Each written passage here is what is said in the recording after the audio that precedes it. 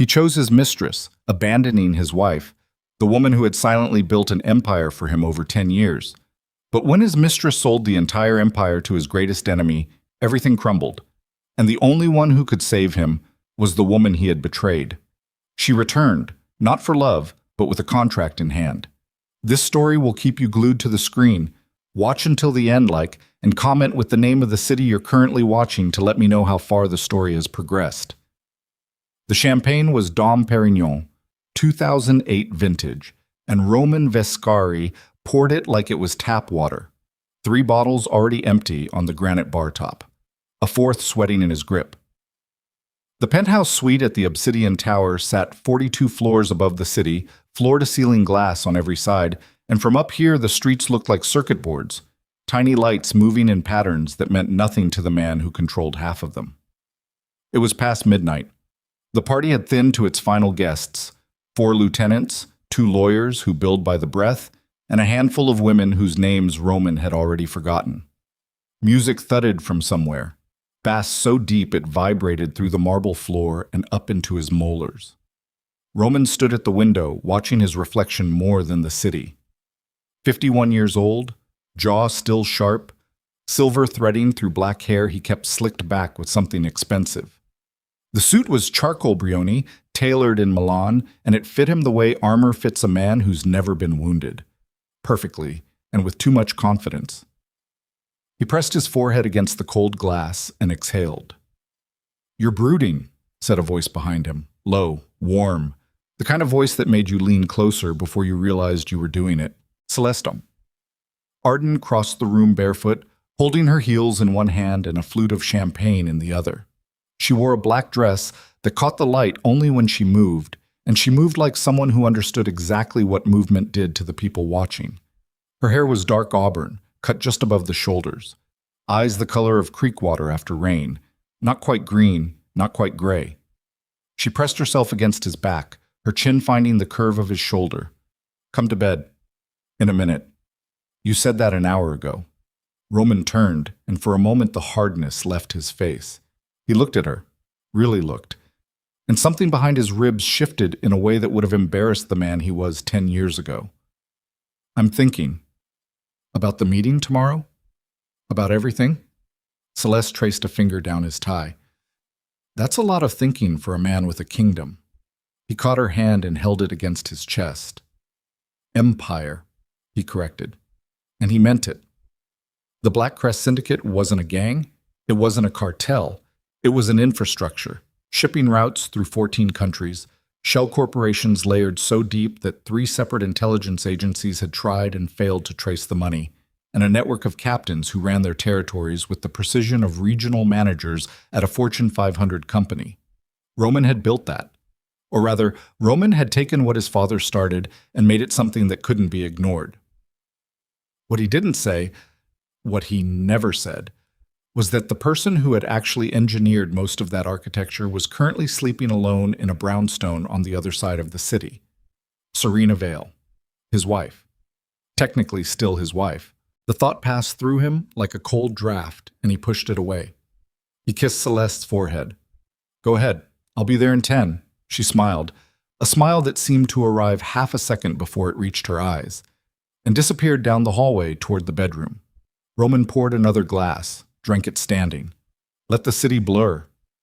He didn't notice the way Celeste's smile dropped the instant she turned the corner. He didn't see her pull a phone from the lining of her clutch, type 4 words, and delete the message before the screen went dark. He didn't see any of it. That was the problem. 3 weeks earlier, Roman had made the announcement at a meeting of his top 15 captains inside the private dining room of a restaurant he owned in the meatpacking district. No preamble, no build-up.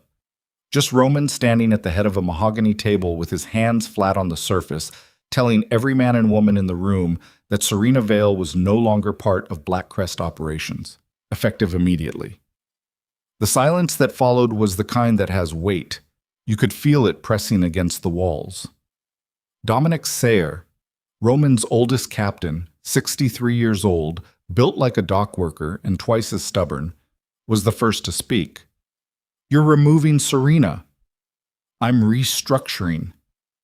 You're removing the woman who designed every financial system we run. Roman's jaw tightened. I said I'm restructuring. That's not a question. Who takes over? Asked Lena Morrow from the far end of the table. 45, lean, ran the West Side corridor with an efficiency that made her invaluable and a temper that made her dangerous. She already knew the answer. Everyone in the room already knew. They were just waiting for Roman to say it out loud so they could measure how far gone he really was.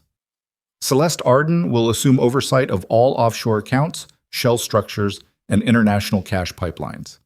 Another silence, heavier than the first. Dominic leaned back in his chair. The leather groaned. Roman, I've known you since you were 19 years old. I watched your father die in my arms. I have earned the right to say this to your face. He paused. You are making a catastrophic mistake. Noted, Roman said. His voice was flat as pavement. She's been with us for what, 6 months? 7. 7 months, and you're handing her the keys to everything. The offshore accounts alone are worth, I know what they're worth. Do you? Because the woman who built those accounts is the woman you're throwing out. And the woman you're replacing her with is someone none of us have vetted, none of us trust, and frankly, none of us believe you're thinking about with the right part of your anatomy. The room went rigid. Roman straightened slowly, and the temperature in the room seemed to drop. He stared at Dominic with an expression that had made harder men than Dominic look away. Say that again. But Dominic didn't flinch. That was the thing about old soldiers. They'd already survived everything you could threaten them with. You asked me to protect this organization with my life. I've done that. 31 years. Don't ask me to stand here and pretend I'm comfortable watching you dismantle it over a woman you've known for 7 months. Roman held the stare for 5 seconds, then 6. Then he looked at the rest of the table. The younger captains who wouldn't meet his eyes, the lawyers pretending to study their phones, Lena Morrow with her arms crossed and her mouth a thin line. Anyone else want to share their opinion about my personal life? No one moved. Good. Roman buttoned his jacket. The transition happens Friday. Anyone who has a problem with it can submit their resignation to me personally. Meeting's over. He walked out without looking back. Dominic sat there for a long time after the room emptied. He pulled out his phone and dialed a number he hadn't used in months. It rang 3 times. Serena, he said quietly. We need to talk. The brownstone on East 71st Street was narrow and elegant, with ivy crawling up the brick facade and a wrought iron gate that had been there since before the neighborhood got expensive. Serena Vale had bought it with her own money. Not syndicate money, not Roman's money. 7 years ago, during a period when she'd briefly entertained the fantasy that she might one day live a life that didn't involve laundering cash through shell companies registered in the Cayman Islands. That fantasy hadn't lasted, but the brownstone had. She was sitting at the kitchen table when Dominic arrived, her laptop open in front of her, a cup of black coffee going cold at her elbow. She wore reading glasses and a Yale sweatshirt that was older than half the captains in Roman's organization. Her dark hair was pulled back in a knot. No makeup, no jewelry except a thin gold watch on her left wrist. She looked, to anyone who didn't know better, like a university professor grading papers on a Tuesday night. Sit down, Dom, she said without looking up. He sat. He studied her face for a moment. The calm there, the stillness, and decided to skip the small talk. He gave her everything. I know. Offshore, shell core, the international pipelines. I know. How do you know? He just announced it 3 hours ago. Serena closed her laptop, removed her glasses, and looked at Dominic with eyes that held something he couldn't quite name. Not anger, not sadness. Something colder and more patient than either. Because I designed the system, Dom, which means I built in the ability to know when someone else accesses it. Every login, every transfer, every file that gets opened, I get a notification. She took a sip of the cold coffee and set it down. She's been inside the accounts for 9 days already. Roman just hadn't told you yet. Dominic's hands tightened on the edge of the table. 9 days. She started with the Liechtenstein trusts, moved to the Singapore routing accounts, then the Panama layers. Serena recited it like a grocery list. She's methodical, I'll give her that. She's not browsing, she's mapping. Mapping for what? Serena stood and walked to the window. The street outside was quiet, the kind of quiet that costs 7 figures in this part of Manhattan. She pressed her thumb against the glass the way she always did when she was thinking, leaving a small print in the condensation. I don't know yet, she said, but nobody maps a financial network that complex unless they're planning to use the map. Dominic waited. He knew Serena well enough to know she wasn't finished. Roman thinks he's in love, she said. The word came out clinical, like she was naming a disease. And when Roman thinks he's in love, he becomes stupid. Not reckless. Stupid. There's a difference. Reckless men know they're taking risks. Stupid men think the risk doesn't apply to them. What do you want to do? She turned from the window. Nothing. Nothing? He made his choice, Dom. He walked into that restaurant and told every person who matters that I'm out. Not reassigned, not on leave, out. He chose her in front of the entire organization. She paused, and for just a moment something cracked behind the composure. A flash of something raw and wounded, before the surface sealed itself shut again. I'm not going to fight for a man who replaced me like a piece of furniture. Dominic stood. So you're just going to watch it burn? I'm going to watch him learn what it costs. He nodded slowly, the way a man nods when he understands something he wishes he didn't. And if it costs all of us? Serena didn't answer that. She opened her laptop again, put her glasses back on, and returned to whatever she'd been reading before he arrived. Dominic let himself out. The transition happened on Friday, just as Roman had ordered. Celeste Arden walked into the operations hub, a converted warehouse in Red Hook that served as the syndicate's nerve center, carrying a leather portfolio and wearing a tailored navy suit that made her look like she'd been running global operations her entire life. She was charming. That was the first thing everyone noticed. She remembered names. She asked about families.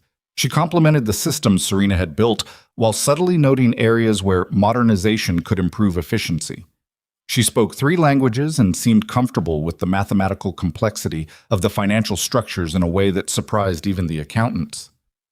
Roman stood behind her like a man showing off a new building, his hand on the small of her back, his chest pushed out, his eyes daring anyone in the room to challenge what he'd done. No one did.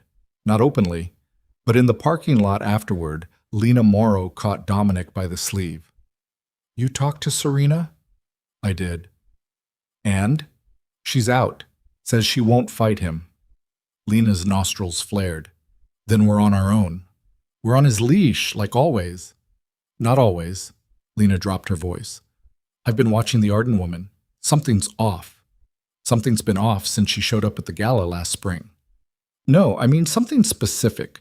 She asked me for the rotation schedules for the harbor shipments, not the financials, the physical schedules, dock times, crew rosters, container assignments.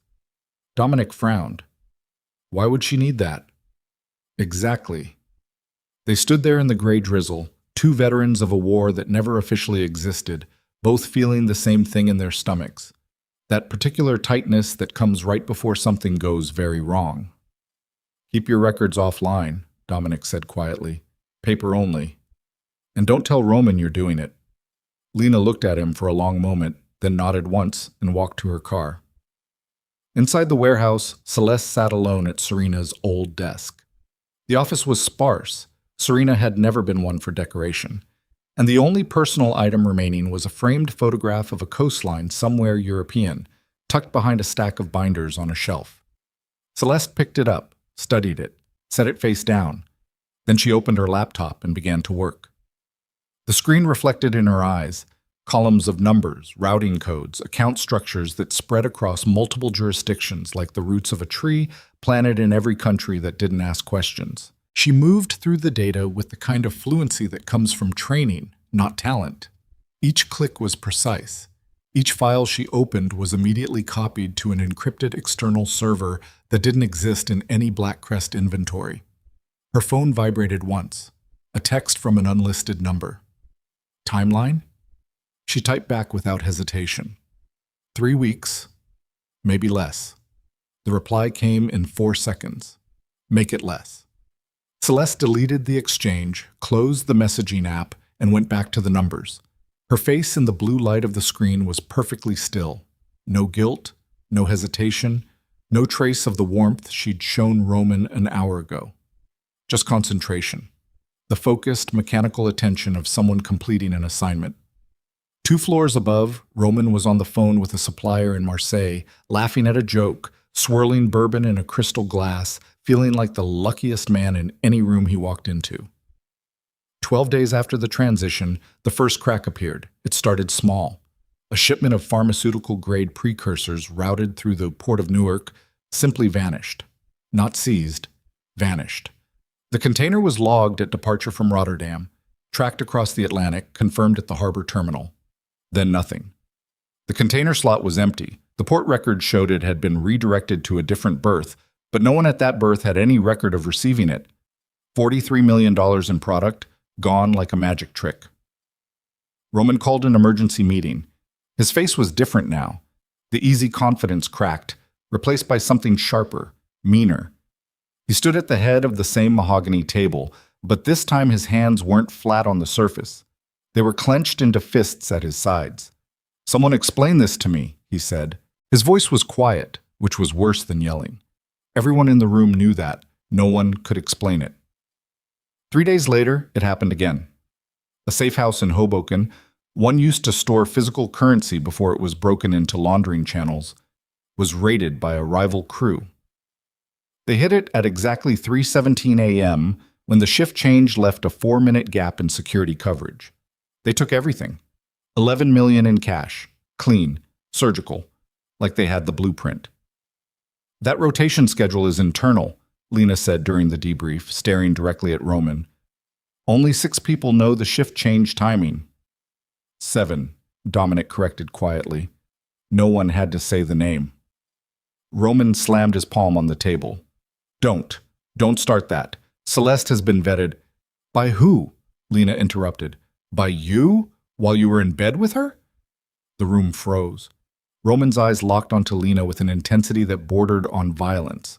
"Watch yourself." "I'm watching all of us," she shot back. "Someone is feeding our movements to people who want us dead, and you won't even consider the most obvious answer because you're sleeping with her." Roman took a step toward her. Dominic stood and placed himself between them, not forcefully, just present, the way a wall is present. "Enough," Dominic said. "Both of you." Roman breathed hard through his nose. His jaw worked like he was chewing on glass. He turned away, pressed both hands against the wall, and stared at nothing. "Find the leak," he said finally.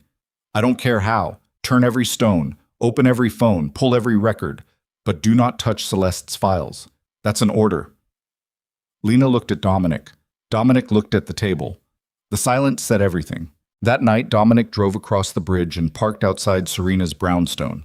He sat in the car for 10 minutes before going in, running his thumb over the steering wheel, feeling the weight of what he was about to do. Serena was waiting. She opened the door before he knocked. "You already know," he said. "The Newark shipment and the Hoboken house." She stepped aside to let him in. "I've been watching the account activity. Whoever is doing this isn't just stealing from us. They're rerouting our own systems to cover the theft. It's elegant work." Dominic sank into the chair by the kitchen table. He looked 10 years older than he had 3 weeks ago. "Serena, I need you to tell me the truth. Is it her?"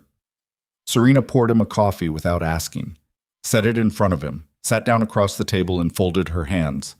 "I've traced the data access logs for the past 11 days, she said. "Every file that was compromised was accessed from Celeste's terminal within 48 hours before the breach. Every single one." "That could be coincidence." "It's not coincidence. I also found something else." Serena opened her laptop and turned it toward him. On the screen was a web of connections, encrypted communication nodes, relay servers, anonymized routing paths. "She's using a communication protocol I've seen before.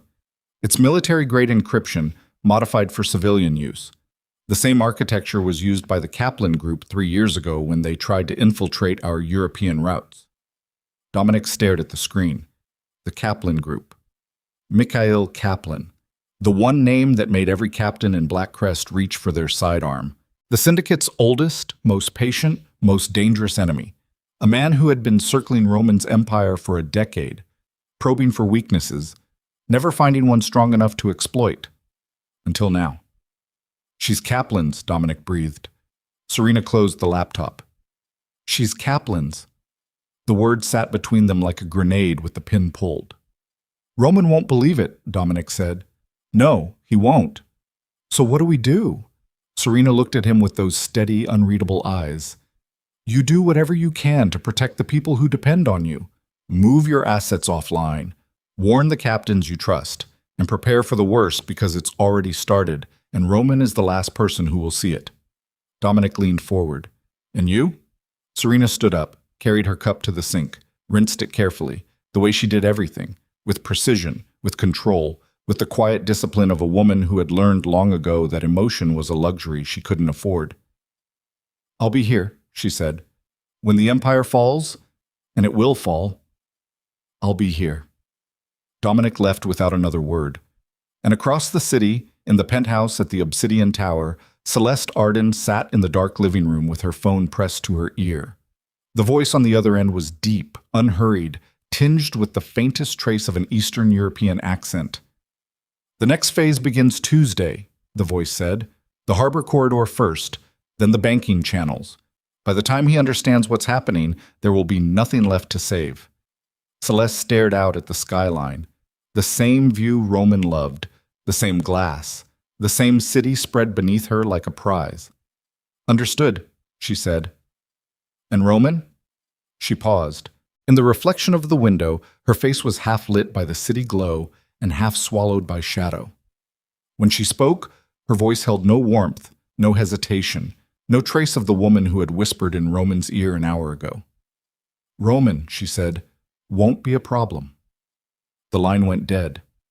And somewhere in the brownstone on East 71st, Serena Vale sat alone in the dark, her laptop casting blue light across her face, watching a cascade of unauthorized transfers begin to move through the system like blood draining from a wound. Watching and waiting. The way a surgeon waits for the bleeding to reach the point where intervention becomes the only option left. The clock on the wall read 2:47 a.m. The empire was already hemorrhaging, and the man who built it was asleep in the arms of the woman holding the knife. The Tuesday raid on the harbor corridor hit at 4:08 in the morning, which meant it was still dark when Lena Morrow's phone rang, and she sat up in bed with the particular alertness of someone who has spent 20 years sleeping light. Talk, she said. Pier 17 through 22. It was Torres, her dock captain, and his voice was shaking. All 6, simultaneously. Armed teams, minimum 8 per pier. They knew the camera blind spots. They knew the override codes for the gate locks. Lena, they walked in like they owned the place. She was already out of bed, pulling clothes on with the phone wedged against her shoulder. Casualties? 4 down, 2 critical. He stopped. Santos is dead. She stopped buttoning her shirt. Marco Santos had been on the docks for 11 years. He had a daughter starting college in the fall. Who's claiming it? She asked, and her voice was flat because it had to be. No claim, but the crew wore Kaplan colors, gray and black armbands. They didn't hide it. Lena finished dressing in silence. Lock down what's left.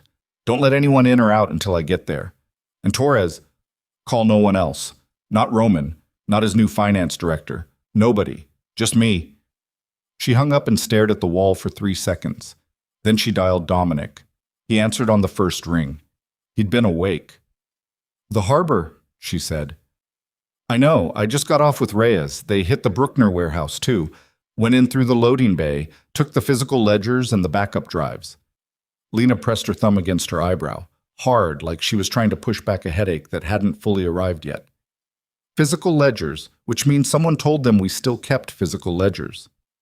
Someone who had access to the operations briefing from 3 weeks ago. The silence on the line had texture to it, dense, suffocating. Dom, Lena said carefully, we can't keep this from him. I know. But if we tell him now, before we have anything concrete, he shuts us down, protects her, and then we have nothing. I know that too. So give me 24 hours. I need to get to the harbor, see what's left, talk to my people. Then we take it to him together, and we put the evidence on the table. All of it. Dominic exhaled slowly.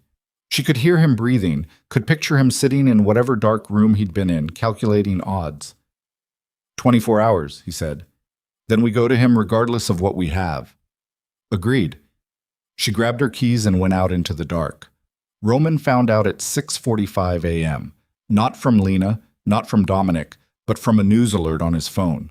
The police scanner traffic had leaked to a local crime reporter who posted a thread about an apparent gang-related incident at the port of Newark involving multiple casualties and coordinated entry across 6 separate access points.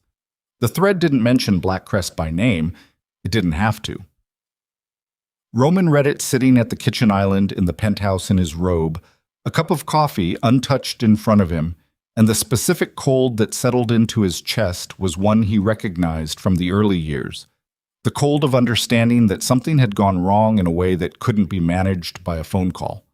Celeste appeared from the bedroom, also in a robe, her hair still loose. She looked at his face and stopped. What happened? He turned the phone screen toward her, watched her read it. Her expression did exactly what it should have done. It moved through surprise, then concern, then a kind of practical sharpening, the face of someone ready to help solve a problem. It was a very good performance. Roman, who should have known better by then, didn't recognize it as one. I need to make calls, he said. Of course. She poured herself coffee, leaned against the counter. Do you want me to start pulling the account activity? Check whether any of the harbor revenues are exposed? Yes. Do that. She nodded and went to her laptop, and Roman took his phone and walked to the far end of the penthouse. And neither of them could see the other's face, and that arrangement suited them both perfectly. He called Dominic first. The phone rang 4 times before Dominic picked up. Tell me you already know, Roman said. I know. Why didn't you call me? I'm at the harbor right now. I wanted to see it with my own eyes before I talked to you. And? The pause stretched 3 seconds too long. Roman. You need to come down here. Roman arrived at Pier 19 at 8:15, driving himself for the first time in months, the black Range Rover with no plates moving through streets still wet from overnight rain. He parked at the edge of the service road and walked the rest of the way because he needed to feel the ground under him. The scene was controlled chaos, or rather it had been chaos, and was now settling into the bleak forensic stillness that follows catastrophe. Dock workers stood in clusters, smoking, not working. 3 of Roman's crew were directing a cleanup operation that mostly involved removing evidence before any official investigators arrived. The smell of diesel and river water mixed with something metallic that Roman didn't let himself think about too carefully. Dominic was waiting by the end of the pier, his big frame silhouetted against the gray morning water. Roman walked up beside him, and they stood for a moment looking out at nothing. 6 piers, Roman said. Simultaneously. They had 18 minutes before our response teams could coordinate. That's all they needed. Dominic didn't look at him. They took the bonded inventory from 17 and 18 outright, physically removed it. The rest they destroyed in place. Equipment, containers, the manifest systems. Value? What they took, somewhere around 60, 70 million. What they destroyed, Dominic finally looked at him. You can't put a number on the infrastructure loss yet. The relationships with the European suppliers, the contracts, some of those took years to build. Roman stared at the water. His jaw was working. Kaplan. His crew wore his colors. He's that brazen? He's openly moving on us? He's not worried about subtlety anymore. Dominic paused. He doesn't think he has to be. Roman turned. What does that mean? Dominic held his gaze. It means he thinks he already has what he needs to take you down from the inside. The harbor was the announcement. It's him telling you, I know where everything is. I can reach anything I want. Roman was quiet. The wind off the river was cold and smelled like rotting wood, and he stood in it with his hands in his coat pockets and felt, for the first time in a very long time, the specific vertigo of a man standing on ground he thought was solid, realizing it was hollow underneath. Someone gave him the override codes, Roman said. Yes. And the camera positions. Yes. And the ledger locations. Yes. The word landed 3 times like nails being hammered in. Roman looked at Dominic with eyes that were asking a question his mouth wasn't yet willing to form. "Roman," Dominic said, "we need to talk about Celeste." "No." "Roman, I said no." He said it quietly, but the quiet had iron in it. "I want an internal investigation. Every captain, every foot soldier, every person who had access to harbor operations in the last 60 days. Someone sold us. I want to find them." "You're looking in the wrong direction." "I'm looking where the evidence points." "The evidence? Pull every phone record, every communication log, every financial transaction going in and out of every person in this organization." He turned and started walking back toward his car. "And Dom, if I find out anyone in my circle knew something and didn't come to me first, there will be consequences. I'm not negotiating that." Dominic watched him walk away. He thought about Serena's laptop screen, the communication nodes, the Kaplan architecture. He thought about Santos, who had a daughter starting college in the fall. He pulled out his phone and dialed Serena. She picked up on the second ring. "He won't look at her," Dominic said. A breath. Then, "I know. What do we do?" "Nothing yet. He needs to see the financial data, the account activity from the past 2 weeks. Once the transfers start accelerating, and they will, because Kaplan is moving fast now, the numbers will be undeniable. Roman will eventually have to look at the source." "Eventually. How much damage between now and eventually?" Her answer took longer than Dominic wanted. "Probably a lot." He closed his eyes briefly. "Serena, I need you to be honest with me. Are you protecting yourself? Because if you are, if you're holding back information waiting for the moment that benefits you, Dom," her voice wasn't angry, just tired. "I built those systems, every single layer. If I wanted to destroy him, I could do it from this kitchen table, and he'd never know where it came from. I'm not protecting myself. I'm waiting for him to be ready to hear the truth. Because right now, he's not. And a man who isn't ready to hear the truth will find a way to make the truth sound like a lie." Dominic had nothing to say to that, because she was right. He hung up and looked at the river. The internal investigation Roman ordered lasted 4 days and accomplished nothing except accelerating the paranoia that was already spreading through the organization like dry rot. The captains who were pulled in for questioning came out angry. The foot soldiers who had their phones audited started talking, quietly, in parking lots and stairwells, in the way people talk when they're scared and frustrated and looking for somewhere to direct it. By the 5th day after the harbor raid, 2 of Roman's mid-level crew in the Bronx sector stopped reporting in. Not defecting, just going quiet, phones off, addresses empty. The explanation Roman gave himself was that they were scared. The explanation Lena gave Dominic was that they'd been approached by Kaplan's people and decided the math had changed. Then on the 6th day, a cargo ship called the Mariana Verde was boarded in international waters by what the official report called pirates. The cargo, industrial materials that were actually refined chemicals worth $38 million, was gone. The crew was left alive, bound, blindfolded. Professional work. None of the ship's communication systems had been jammed, because whoever hit it had known the ship's frequency codes well enough to simply not trigger them. Roman pulled up the communication access logs for the first time himself. He sat at his desk in the Red Hook operations hub for 2 hours, going through every record from the past 3 weeks. His face got very still, in the way faces get still when the mind is working very hard against something it doesn't want to find. He called Celeste's number from his desk phone. She appeared in the doorway 7 minutes later, which meant she'd been in the building. "Close the door," he said. She closed it. She sat across the desk from him. She crossed her legs and waited, and her face was open, composed, attentive. The face of a woman with nothing to hide, or the face of a woman who had spent years learning how to perform that expression. "The Mariana Verde," he said. "What about it?" "The attack happened 6 days after you accessed the freight routing files for that corridor." Something shifted in her eyes, so fast it was almost invisible, like a shutter clicking. Then it was gone. "I accessed them as part of the account reconciliation. That's my job." The frequency codes were in those files. A lot of things are in those files. I work with a lot of files. Roman leaned forward on the desk. His voice didn't rise. That was always the dangerous sign with him. The lowering, not the raising. 3 major incidents in 6 days. The harbor, the Bruckner warehouse, the Mariana Verde. Everything that was hit, everything, was in files you touched within 48 hours. Roman. She reached across the desk and put her hand on his. Her fingers were warm and steady. Are you accusing me of something? He looked at her hand on his, then he looked at her face. For one moment, just one, he was right there on the edge of it. Right there at the cliff where reason was standing looking down at everything he'd thrown away in the past 2 months. And if he'd looked clearly, if he'd let himself, he would have seen it. He pulled his hand back, slowly.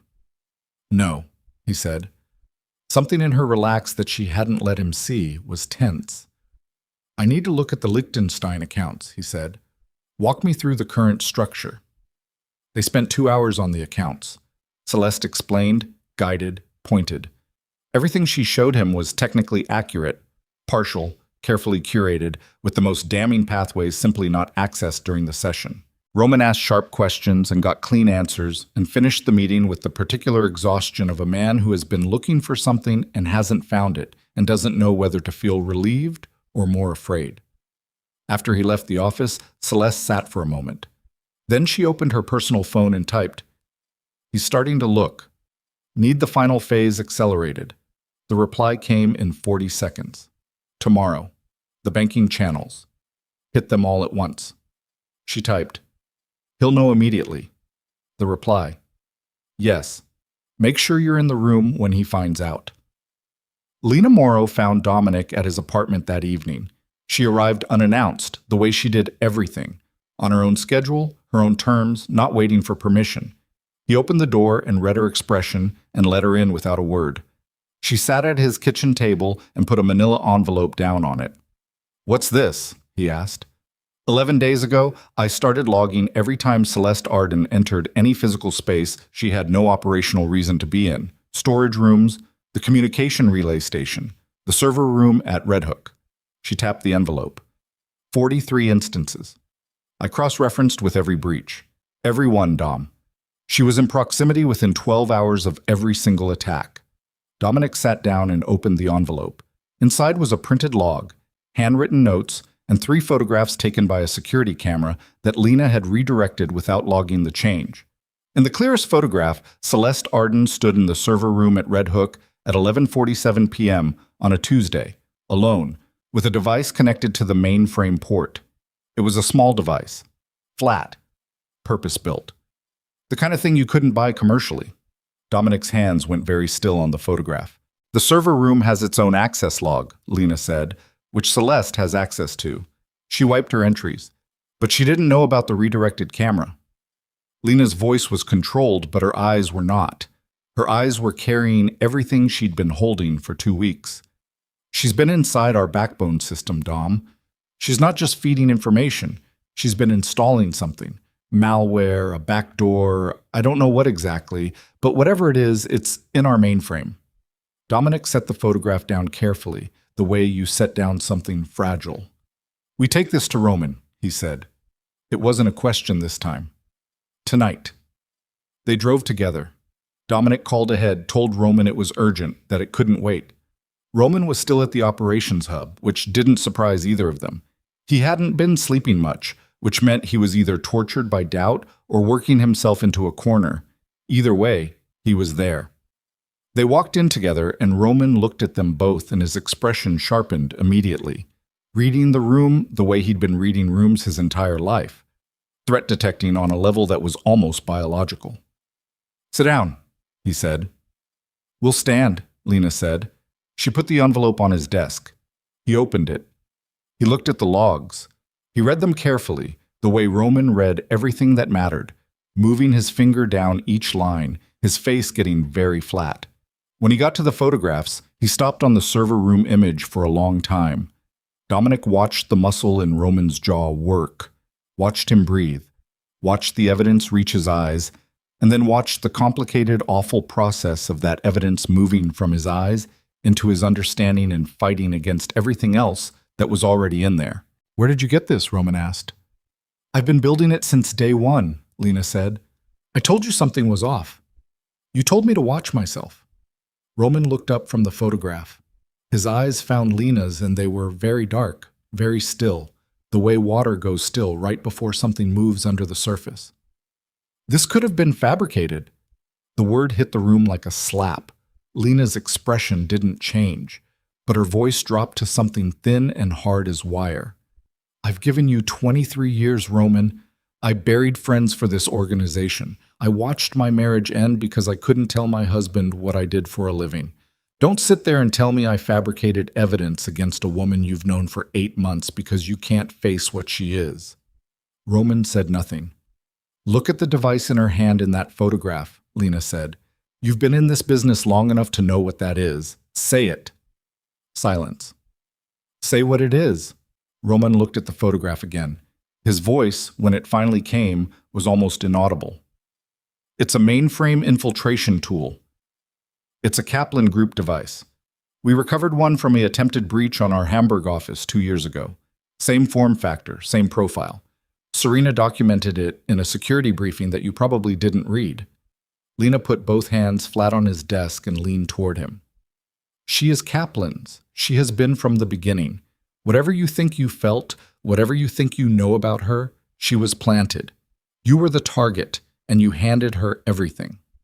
Roman sat there. He didn't defend himself. He didn't deflect. He didn't do the things he usually did when cornered. Attack, escalate, dominate. He just sat there with the photograph in front of him and the silence of a man whose whole architecture had just shifted under his feet. Dominic spoke quietly. Roman. Nothing. Roman. We need to know what she has, right now, tonight. What she accessed, what she's transmitted, what's already gone. We need the full picture before we move. Roman looked up. His face was unreadable in the specific way that faces go unreadable when what they're containing is too large and too humiliating to let show. If I pull her access, she'll know we're onto her. She might already know, Lena said. If she knows, she'll move immediately. She's moving regardless. Whatever she came here to do, she's accelerating it. You saw the attacks. She's not on a long timeline anymore. Lena straightened. We have maybe hours, not days. Roman stared at the desk. Then he reached for his phone. He dialed a number. Not Celeste's, not a captain's, but the direct line to the Red Hook Systems administrator, a man named Felix who had maintained the mainframe for 6 years and understood its architecture better than anyone except the woman who had designed it. Felix was, Roman said when the line connected. His voice had recovered its control, but barely. I need you to check the mainframe for any unauthorized installations, foreign code, backdoors, anything that shouldn't be there. He paused. And I need you to do it without triggering any alerts or notifications on any terminal, except mine. Felix's reply was cautious. That kind of scan takes time, Mr. Viscari. If something's embedded deep, how long? If I do it clean, 4 or 5 hours? Do it. Roman hung up. He looked at Lena, then Dominic. He looked like a man who had swallowed something that was burning on the way down and had decided to let it. Nobody moves on her until Felix confirms, he said. I need to know exactly what she's installed before we tip our hand. If we spook her before we know the full extent of it... His phone rang. All 3 of them looked at it on the desk. Felix. Already. Less than 2 minutes. Roman answered it and put it on speaker without being asked to. Mr. Viscari. Felix's voice was different now, tighter, the careful flatness of a man saying something he doesn't want to say. I found something. How bad? Sir, it's not just a back door, it's a mirror. A beat. Everything we have, every account number, every transaction record, every communication log from the last 3 months, it's been duplicated to an external server in real time. Not copied once, it's been streaming. Everything we do, they see it simultaneously. The room was absolutely still. There's something else, Felix said. Roman's hand on the phone was white at the knuckles. Tell me. There's a second component. It looks like a trigger. I've never seen architecture like this before. It's set to execute on a remote command. When it fires... Felix stopped. Felix. When it fires, it initiates simultaneous transfers from every active offshore account. All of them at once. The funds route through 17 relay jurisdictions and terminate in accounts I can't trace. It's designed to be over in 11 minutes. His voice dropped. Mr. Viscari, if that trigger goes live, Black Crest won't have $1 left in any account anywhere in the world. It'll be gone before you could make a single call to stop it. Roman stood up slowly from his chair. The motion was controlled, deliberate, the way a man moves when he's decided that if he moves too fast, he might break something that can't be repaired. Can you disable it? He asked. Felix hesitated. I can try, but if it's monitored from the other end, if she has a dead man protocol built in, any attempt to tamper with it could trigger the execution automatically. So we can't touch it. Not without risking setting it off. Roman hung up. He set the phone down on the desk very carefully, like it was made of something that could shatter. Lena watched him. Dominic watched him. The clock on the wall read 11:22 p.m. Roman picked up his phone again. His thumb hovered over Celeste's name for 3 full seconds. Then he put it back down. She's at the penthouse, he said. His voice had a quality neither of them had heard from him before. Not rage, not cold authority, but something emptied out. The voice of a man looking at wreckage and recognizing his own handwriting on every piece of it. Roman, Dominic said carefully, if you go up there right now, I know. If she reads your face, I know, Dom. Then what are you doing? Roman turned and looked at both of them, his oldest captain, his most ruthless lieutenant, and what passed across his face in that moment was something neither of them would talk about afterward. Not defeat exactly, not grief exactly, something between them, something that had no clean name. I'm going to sit across from her, Roman said, and I'm going to look her in the eye and I'm going to pretend I don't know. His voice didn't shake, which cost him something. Because right now, she still thinks she's in control, and the only advantage we have left is that she doesn't know we found the trigger. He picked up his jacket from the back of the chair. Nobody moves. Nobody calls anyone. Nobody touches that mainframe. We hold until I can get Felix a window to work without tripping the dead man protocol. And if she triggers it tonight? Lena asked. Roman stopped at the door. His back was to them and he stood there for a moment that lasted too long. Then it's already over, he said, and we'll need someone who can rebuild from nothing. He walked out. Dominic and Lena stood in the silence he left behind, and both of them were already thinking the same name, the same woman, sitting alone in a brownstone on East 71st Street with a cold cup of coffee and a laptop screen full of numbers that nobody else in the world fully understood. The name neither of them said out loud yet, because saying it meant admitting how far gone everything already was. Roman drove to the penthouse with both hands on the wheel and nothing on the radio. The city moved past the windows in smears of orange and white. Streetlights, headlights, the lit windows of buildings full of people who had no idea what was dissolving in the air above them. He drove at exactly the speed limit, which was something he never did, and the deliberateness of it was the only way he had to hold himself together. Not rage. Not yet. Rage was a luxury for men who still had options. What Roman had right now was a single narrow corridor of possibility, and walking it required a stillness that was costing him more than anything had cost him in 30 years. He thought about Celeste's hands. Warm, steady. The way she'd put her palm over his on the desk that afternoon and held it there while she looked him in the eye and answered his questions with the fluency of someone who had rehearsed the answers so many times they'd become indistinguishable from the truth. He thought about the photograph in the server room, the device in her hand. He thought about Felix's voice saying 11 minutes and the way those 2 words had done something structural to the inside of his chest. The elevator to the penthouse floor opened at 11:58 p.m. Roman stepped out and stood for a moment in the corridor outside the suite door, one hand against the wall, his forehead dropped toward his chest. He breathed in through his nose and out through his mouth 3 times, the way a fighter breathes before a round, the way a surgeon breathes before an incision. Then he straightened, smoothed his jacket, put his face back on. He opened the door. Celeste was on the couch with her legs tucked under her, reading something on her tablet, a glass of red wine on the side table. She looked up when he came in, and her expression moved exactly as it should have. Warm recognition, mild concern at the hour, a small smile that said, "I was waiting for you." "Long night," she said. "Yeah." He dropped his keys on the entry table, moved to the bar, poured bourbon.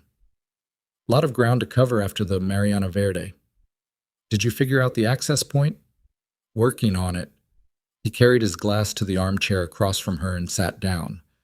Not beside her on the couch, the armchair, with the coffee table between them. He watched her register the distance and file it away behind eyes that didn't change. Felix is running a systems diagnostic. Should have a report by morning. Something moved behind her eyes. Fast. Gone. Good. That's good. You look tired, he said. I'm fine. You sure? You've been working hard. He turned the glass in his hand, watching the bourbon move. All those files, all those accounts. It's a lot to manage. I can handle it? I know you can. He looked at her then, directly, and kept his voice level. You're very good at managing things. The silence that followed was the length of a breath held 1 second too long. Celeste set her tablet down. She looked at him with those creek water eyes, and they were reading him the way she always read him, scanning for temperature, for tells, for the thing behind the thing he was saying. She was very good at it, better than most people he'd ever sat across from. Roman, she said, what's going on? Just tired. He drained the bourbon, stood. Come to bed. He turned away from her before she could see his face complete the sentence. And behind him, Celeste Arden sat very still on the couch for exactly 4 seconds before she reached for her phone. Roman heard nothing. He was already in the bedroom, sitting on the edge of the bed in the dark, staring at the floor, waiting for morning and praying that Felix was fast enough. He wasn't fast enough. At 6:14 a.m., Roman's phone detonated. That was the only word for it. The sequence of notifications arriving in rapid succession felt like something physical, each one a concussive wave. Felix first. It's moving. The trigger fired. I can't stop it. Then the accounting alerts, one after another, each one representing an account balance that had existed 30 seconds ago and now didn't. Singapore, Liechtenstein, Panama, the Cayman structures, the Luxembourg holding entities, 11 minutes of automated precision, and by 6:25 a.m., every offshore account the Black Crest Syndicate had built over a decade of careful, brutal work held exactly $0. Roman sat up in bed with his phone in his hand and read the notifications in the silence of the room and felt something in his understanding of himself permanently rearrange. The other side of the bed was empty. Had been empty since before dawn. He hadn't heard her leave. He called Felix. How much? Felix's voice was destroyed. All of it. Everything that was in the offshore structures. I'm looking at the routing trail. It went through Malta, then Gibraltar, then 3 jurisdictions I've never seen used before. It terminates in an account cluster I can't penetrate. Mr. Vescari? He stopped. I'm sorry. I wasn't fast enough. How much is left? Domestic holdings. Physical assets. The real estate portfolio, the legitimate businesses. Whatever wasn't in the offshore accounts. Give me a number. Felix gave him a number. It was roughly 18% of what Black Crest had been worth the previous morning. Roman hung up. He sat on the edge of the bed for 60 seconds. Then he picked up his phone and called Dominic. Dominic already knew. He'd been watching the alerts come through from his own terminal. When he answered, he didn't say anything, just waited. She's gone, Roman said. I know. She took everything. I know. A long silence. Dom, Roman said. His voice was quiet in the specific way it had been at the harbor, but deeper now, stripped of even the last layer of composure. I need you to find her. We're already looking. Dominic paused. Roman, there's something else, something that came through while the trigger was running. I need you to come in. I need you to see it in person. Tell me now. Not over the phone. Roman arrived at the Red Hook Operations Hub at 7:30. The building had the feeling of a ship listing. Everything technically still in place, people at their stations, screens lit, but the atmosphere pressurized in a way that made the walls feel closer than they were. Captains who had been loyal for years were making eye contact with each other in hallways and not finding reassurance in what they saw back. Dominic met him at the door and walked him to the back office without speaking, which told Roman that something else was significant. Lena was already there, standing by the window, arms crossed, her face wearing an expression he'd never seen on it before. Not anger, not the controlled tension she always carried. Something raw, something that looked almost like grief. On the desk was a laptop, open, displaying an email thread. "Sit down," Dominic said. "I'll stand." Dominic exhaled. The trigger firing pushed a data packet to every active terminal in our network. It was Kaplan's design. A message, basically. A final delivery. Inside the packet was a full dossier. He gestured toward the laptop.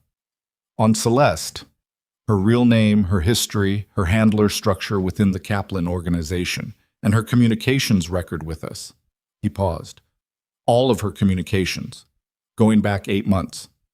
Roman looked at the screen. He didn't move toward it. Why would Kaplan send us a dossier on his own operative? "Because she's not his operative anymore," Lena said from the window. Her voice was flat and careful, the way voices get when the speaker is managing something large. "Read the last 30 days of her communication logs." Roman walked to the desk. He bent over the laptop and read. The first 5 minutes of reading were what he'd expected. Operational communications between Celeste and a handler identified as K primary, confirming breaches, confirming data deliveries, confirming attack coordinates. The Kaplan architecture, exactly as Serena had identified it. Clean, professional, damning. Then the tone of the communications shifted. 22 days ago, Celeste had begun a parallel communication thread, not with K primary, with a contact listed only as V7. The exchanges were brief, coded, but the financial routing codes embedded in the message footers were legible to anyone who understood the system. Which Roman did, because Serena had designed the system and Roman had watched her do it for 10 years. He read 3 exchanges, then 5. Then he stopped, his finger on the touchpad, and stayed very still. "Dom," he said. His voice had changed in a way that was almost inaudible. "I know. This routing code," he pointed at the screen, "this is our system, not Kaplan's. This is Black Crest architecture." "Yes." "V7 has a Black Crest terminal identifier." "Yes." Roman straightened up. He turned around. He looked at Dominic and Lena, and they looked back at him. And the thing he saw in their faces was the thing people's faces do when they've been waiting for someone to arrive at a place they've been standing at alone for too long. "Someone inside gave her secondary access," Roman said. "Someone inside Black Crest was running her in parallel with Kaplan. She wasn't just Kaplan's plant. Someone in this organization had their own arrangement with her." "Read the last message in the thread," Lena said. "The one from 48 hours ago." Roman turned back to the screen. He found the message. It was short, 4 lines of operational code followed by a single sentence in plain text, unencrypted, as if whoever sent it had stopped caring about hiding it. The sentence read, "When the accounts are clear, the Eastern Territory contracts transfer to V7 per original agreement. Kaplan gets the money. V7 gets the ground." Roman read it twice. He read it the way a man reads something that requires the brain to confirm it has received the correct information before it begins processing what the information means. He turned from the laptop. "Who is V7? Dominic didn't answer right away. He walked to the desk, reached past Roman, and scrolled the dossier to a different section. A page of internal Black Crest terminal assignments, time-stamped from 3 years earlier. The kind of administrative record that lived in system archives and was never looked at because it never needed to be. Terminal V7 was assigned to a single operator. The name on the screen was Dominic Sayer. Roman went absolutely still. The room had no sound in it. The building's ambient noise, the hum of servers, the distant voices in the outer offices, the city outside the single high window, all of it ceased to exist. There was only Roman and the name on the screen, and the specific quality of silence that follows the moment a man discovers that the ground he thought was the last solid thing under him is also gone. He turned. Dominic was standing 6 feet away, and his expression was the most terrible thing in the room. Not guilty, not defensive, not afraid, just tired. Old tired. The exhaustion of a man who has been carrying something enormous for a long time and has finally set it down. "Roman," he said, "don't." The word came out of Roman like something torn loose. Don't say my name. I need you to let me explain. You ran her. Roman's voice was barely above a whisper, and it was the most dangerous sound in the room. You brought her into my house. You sat at my table and told me she was dangerous, and you watched me not believe you so you'd have cover when it all came apart. His hands at his sides were shaking, which was something no one in 30 years had ever seen. You were running her the whole time. As what? Insurance? A side arrangement? What did Kaplan promise you? It wasn't Kaplan. Dominic's voice was steady, which was almost worse. 3 years ago, before Celeste, before any of this, Kaplan approached me. He offered me the Eastern Territories if I helped him build an exit strategy for when Roman's empire finally overextended itself. He kept his eyes on Roman's face. I told him no. But I kept the channel open. Because I've watched you for 30 years, Roman. I watched you become your father. I watched you get bigger and more certain and more untouchable in your own head, and I knew that one day you would make a mistake so large that it couldn't be survived. And when that day came, I needed a position. The silence held for 3 seconds. So you decided to profit from my collapse, Roman said. I decided to survive it. Something hardened in Dominic's face. You were going to take us all down. I knew it. Lena knew it. The captains who are already drifting, they know it. The only question was when and how much would be left. He stepped closer. When Celeste appeared, I didn't plant her. I want you to understand that. She was Kaplan's operation completely. But when I identified what she was doing, I made a choice. Instead of stopping it, I negotiated my position inside the outcome. You let it happen. Roman's voice fractured on the last word. Just slightly. Just enough. I protected my people. You let her strip everything we built. Everything you built. Dominic's composure finally moved. Not breaking, but shifting. Something compressed, releasing its pressure. I watched you walk into that dining room and throw Serena out like she was nothing. 10 years of her life. 10 years of genius that held this whole architecture together, and you disposed of her because a beautiful woman smiled at you. And you stood in front of us, in front of people who had bled for you, and you dared anyone to question it. He was breathing harder now. I have 31 years in this organization, Roman. 31 years. And you looked at me when I told you it was a mistake, and you said noted, like I was a subordinate who'd spoken out of turn. His jaw set. So yes, when the collapse came, I made sure I'd have something left. Roman hit him. It wasn't a tactical strike. It was pure, unprocessed, 30 years of loyalty ending in a single betrayal rage, and it connected with the side of Dominic's jaw and staggered the bigger man 2 steps back into the desk. Paper scattered. The laptop slid sideways. Lena was between them in an instant, both palms up, putting herself in the gap with the practical, joyless efficiency of someone who had separated violent men before and didn't have time for the emotion of it. Stop, she said. Just the one word, but she said it with enough weight to fill the room. Roman stood with his fist still half raised, chest heaving, and for a moment he looked like what he actually was under everything. A man in his 50s who had just lost his empire, his closest ally, and the last of his certainties about himself all in the same hour. Dominic straightened. He touched the corner of his mouth. He wasn't angry. That was the devastating thing. He looked at Roman and wasn't angry. The Eastern Territories are gone, Roman said. His voice had no volume left. Yes. Kaplan has the money. Yes. And you have... What? What do you have, Dom? Dominic was quiet for a moment. Then, less than I thought. The V7 arrangement, Kaplan voided it when Celeste went independent. He doesn't honor deals with people on the losing side. He said it without self-pity, which was its own kind of brutal honesty. I have nothing, same as you. Roman looked at him for a long time. The rage was still there. Would be there for a long time, maybe always.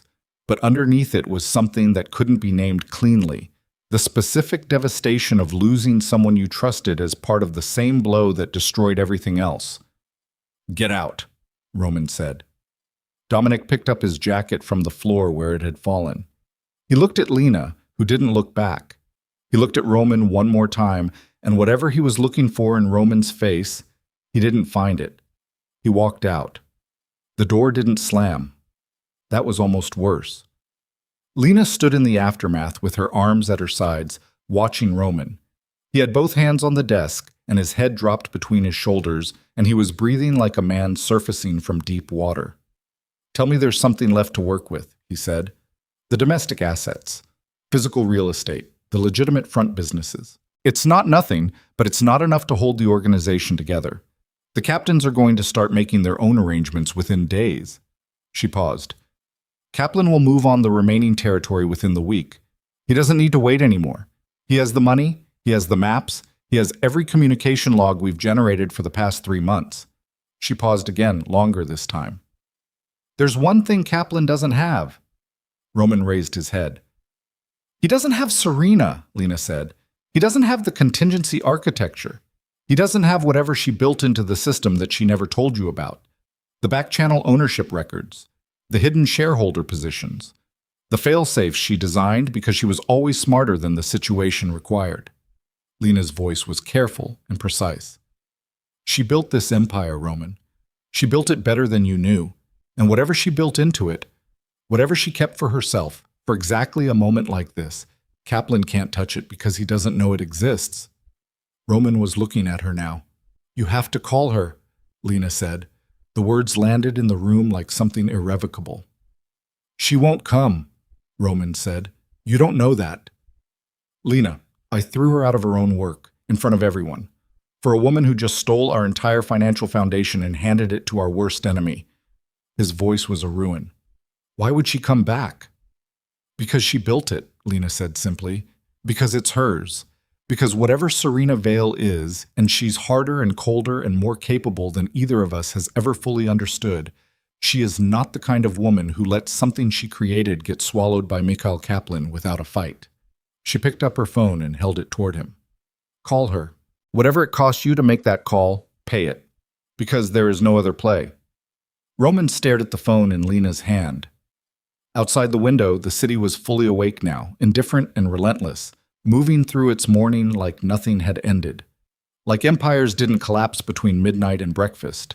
Like the ground under everything was permanent. He took the phone.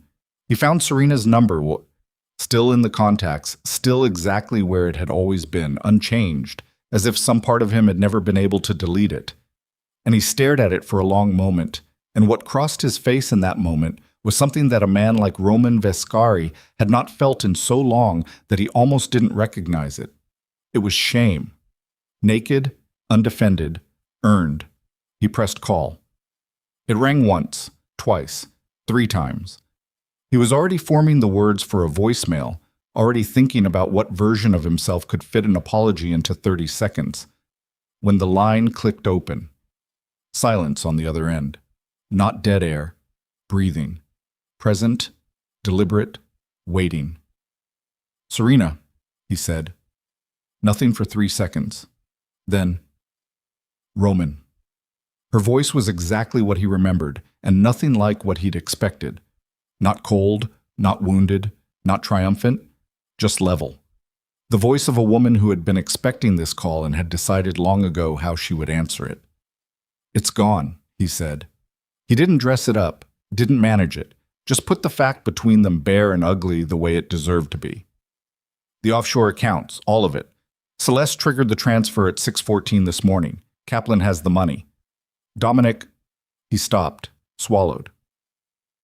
"Dominic had a side arrangement. It's over. Everything we built is gone."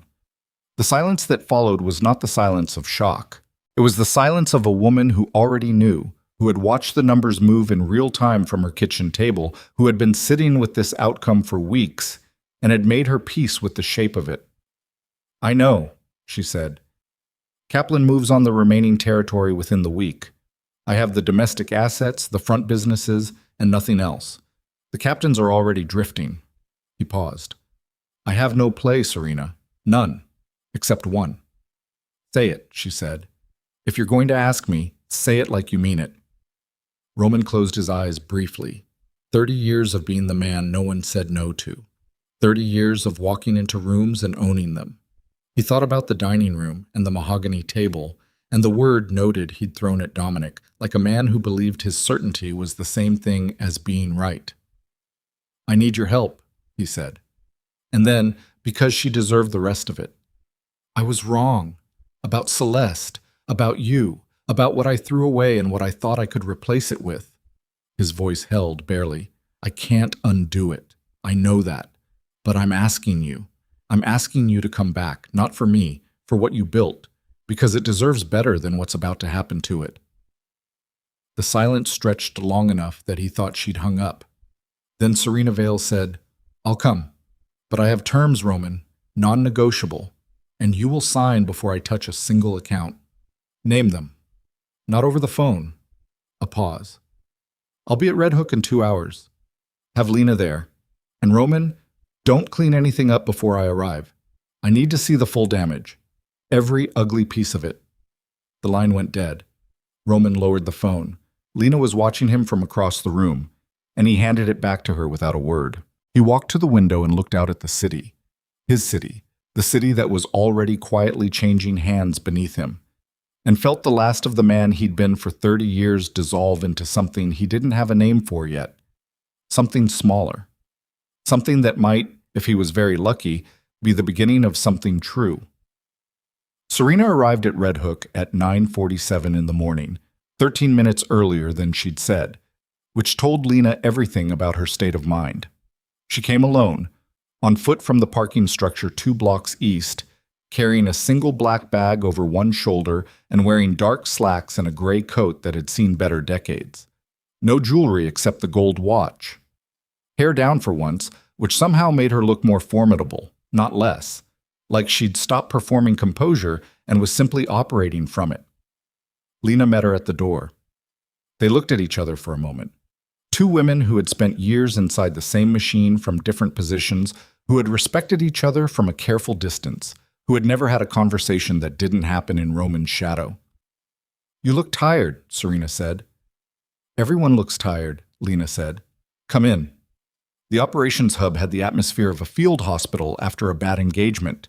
People moving with purpose but carrying the specific weight of people who've seen the worst already and are trying to work around it. Screens showed damage assessments. Financial analysts were mapping the account wreckage. 2 captains Roman trusted were on phones in the corner, voices low, working to hold their sectors together by will and reputation alone. Roman was at the center table. He stood when Serena walked in. She stopped 6 feet from him. She looked at his face, which was doing the thing faces do when they've processed catastrophe past the acute stage and arrived at the functional. Present, focused, stripped of everything that wasn't necessary.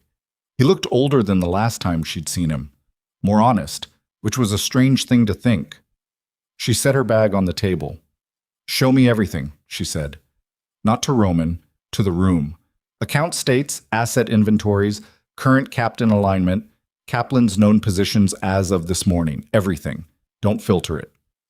For the next 90 minutes, Serena Vale moved through the wreckage of the Black Crest Syndicate the way a structural engineer moves through a collapsed building, methodically, without sentiment, testing each remaining beam before trusting her weight to it. She asked questions that no one else had thought to ask. She pulled files that hadn't been opened because no one else knew they existed. She sat at the mainframe terminal with Felix beside her and spent 40 minutes in the system's deepest architecture while the room held its breath around her. Roman watched from across the room. He didn't interrupt. He didn't insert himself.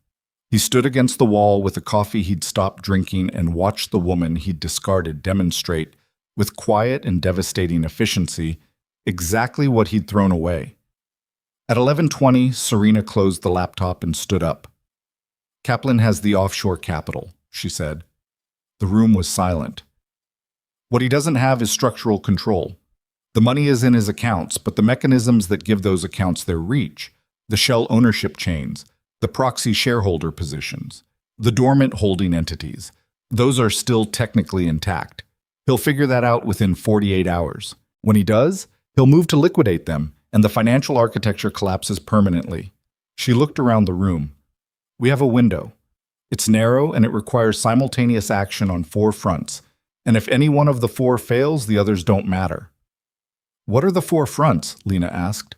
First, the Meridian Trust in Gibraltar. It holds proxy control of the shipping route contracts. Kaplan's legal team will attempt to transfer that control using the stolen authentication codes. I built a secondary authentication layer into the trust structure 3 years ago that he doesn't know exists.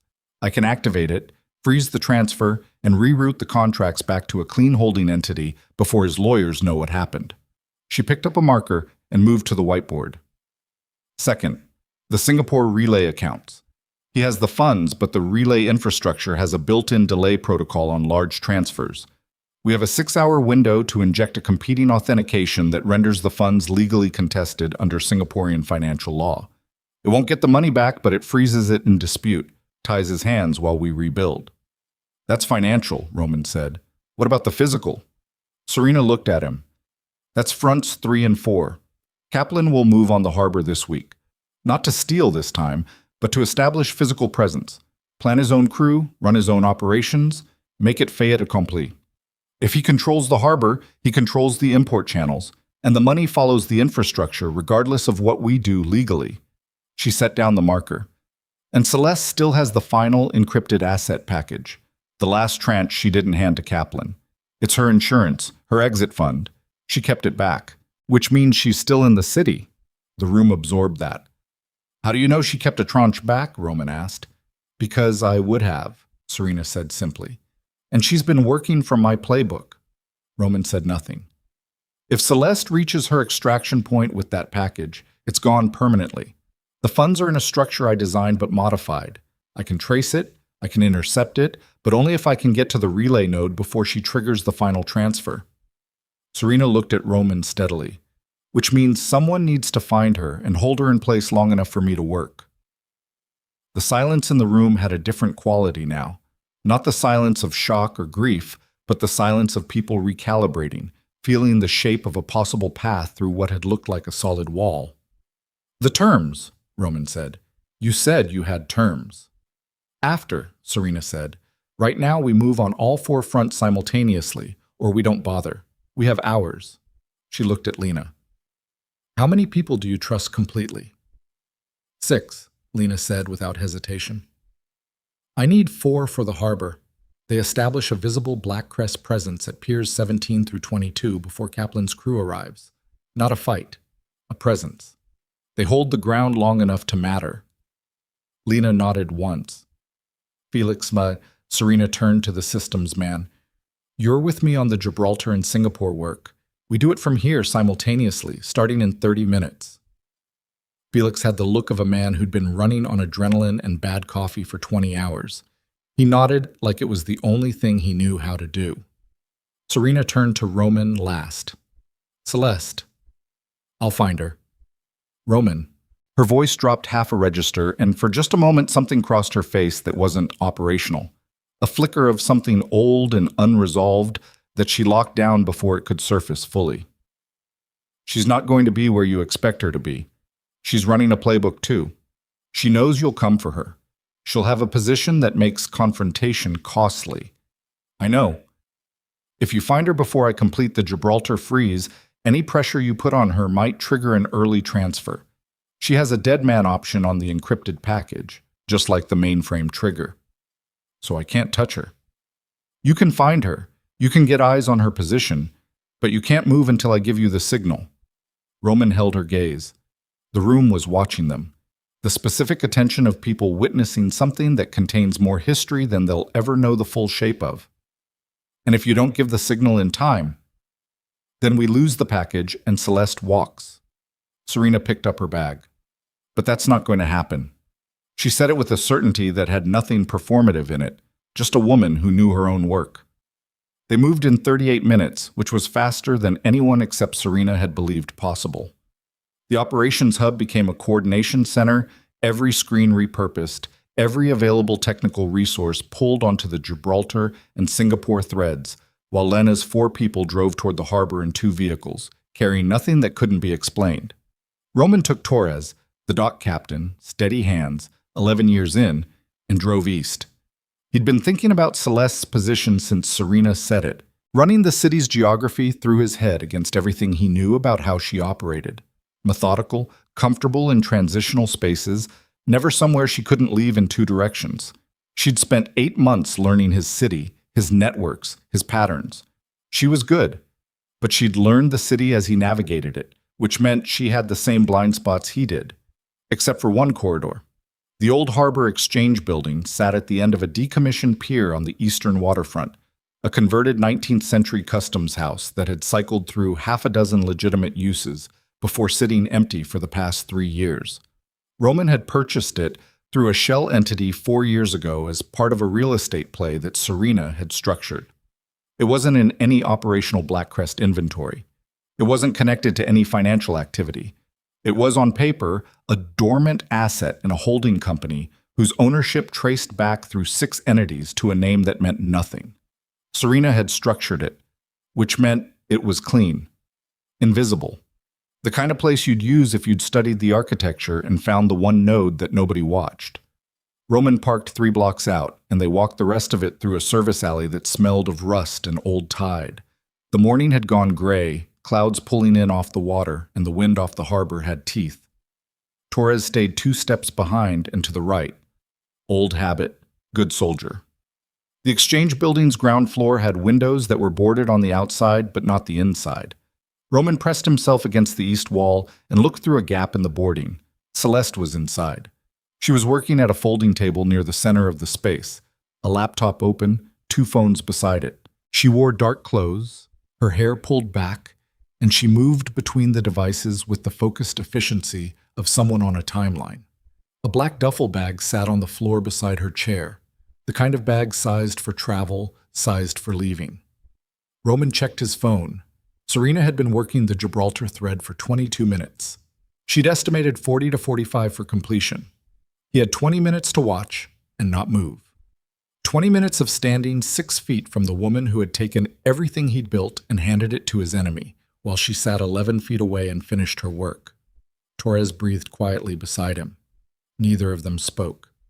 Inside, Celeste checked one phone, then the other. She typed something on the laptop, paused, read something that made her expression shift. Not visibly, just a micro-contraction around her eyes, the kind of response that meant an unexpected variable. She'd felt something. Not them. Something in the system. A friction. A delay that shouldn't be there. She reached for the phone faster. Roman's own phone vibrated in his pocket. He looked at it. Lena. Harbor secured. Our people in position. Kaplan crew arrived and stood down. They don't want the confrontation without backup. 1 front down. 2 still running. Then a second message, this one from Felix. Singapore injection complete. Funds in legal dispute. Contested under Singaporean jurisdiction. His lawyers will see it within the hour. 2 down. Gibraltar still running. Celeste still at the table, now working faster, fingers moving on the keyboard with the urgent precision of someone who knows the window is closing. She knew. She didn't know how, didn't know the mechanism, but she felt the architecture moving against her and she was trying to outrun it. Roman could see it in the line of her shoulders, the way her neck had gone rigid. He looked at his phone. No word from Serena. 12 minutes. Celeste picked up the second phone and dialed, pressed it to her ear. Whoever she was calling didn't answer. Roman watched her jaw tighten, watched her try again. Kaplan's people, probably. Trying to reach the handler, trying to confirm whether to accelerate. No answer. Because Kaplan's communication lines were currently occupied dealing with the Singapore freeze and the harbor standoff, and the people who would normally answer her call were trying to manage the realization that their carefully orchestrated takeover had developed 3 simultaneous complications in the last 2 hours. Celeste set the phone down. She looked at the laptop screen for a moment. Then she reached into the duffel bag and removed a secondary device. A tablet, hardened case, purpose-built. And Roman understood immediately that this was the dead man option, the backup trigger for the encrypted package. If she couldn't complete the standard transfer, she'd force it through the emergency protocol. Torres, Roman said quietly, if she opens that tablet and starts entering codes, I need you to go through the window.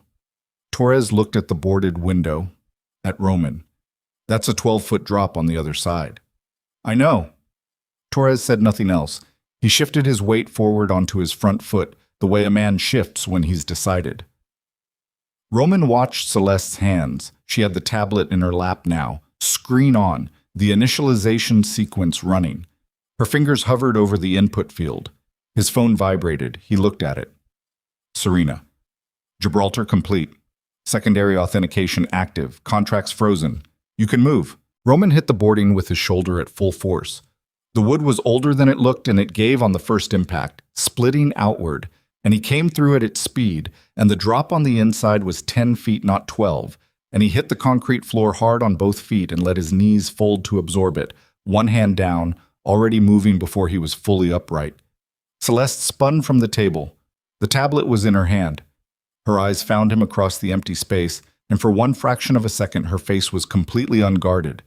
Pure shock, the first real emotion he'd ever seen on it, and it was gone so fast he almost didn't catch it. Don't, he said. He was moving toward her, and his voice was completely level. Whatever you're about to enter into that tablet, don't. She took 2 steps back. Her thumb moved toward the screen. The Gibraltar Trust is frozen, he said. Singapore is in legal dispute. The harbor is ours. Whatever you trigger on that tablet, the infrastructure it runs through is already compromised. He kept moving, steady, covering ground. It's over, Celeste. All 4 fronts. Something moved through her face. Calculation, furious and fast, running the numbers in real time. He watched her do it, watched her arrive at the same place. Her thumb stopped. Who? She stopped. Started again. Serena. Yes. The single syllable landed between them, and Celeste looked at him with an expression he hadn't seen from her before. Not warmth, not performance, but something that might have been the closest thing to honesty she was capable of. A professional acknowledging a better professional. I had 9 months of preparation, she said. Her voice was controlled, but there was something underneath it now. I had Kaplan's full resources. I had complete access to your system. She glanced at the tablet in her hand, then back at him.